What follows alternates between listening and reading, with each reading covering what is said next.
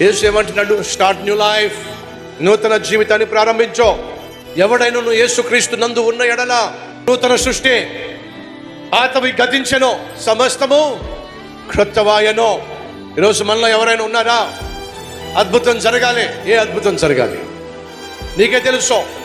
ఆ అద్భుతం దేవుడు చేయగలడా? అయితే అద్భుతం నీ జీవితంలో జరగాలంటే ముందు నువ్వేం చేయాలి? విడిచిపెట్టవలసిన వాటిని విడిచిపెట్టాలి. ఇది నాతో ఉండడానికి తగదో, ఏదైతే నీతో ఉండడం తగదో అది నువ్వు విడిచిపెట్టేసేయాలి. పాత జీవితానికి సంబంధించిన, రోత జీవితానికి సంబంధించిన దానిని నువ్వు విడిచిపెట్టకుండా దేవుని దగ్గరకు వచ్చి అద్భుతం చూద్దామంటే కుదరదో. బహుశా నీ జీవితంలో పాత రోత జీవితానికి సంబంధించింది ఏదో నువ్వు ఉండనిస్తున్నావు కాబట్టే అదే బహుశా నీ జీవితంలో సమాధానం పొందుకోకుండా ఆటంకపడుతుందేమో. ఒకసారి ఆలోచించు. ఏదైతే ఈరోజు నీ జీవితంలో శరీర సంబంధమైన దాన్ని నువ్వు ఉండనిస్తున్నావో దాన్ని నువ్వు వేరు చేసుకోకుండా దేవుని దగ్గర నుంచి అద్భుతం పొందుకోవడం అసాధ్యం.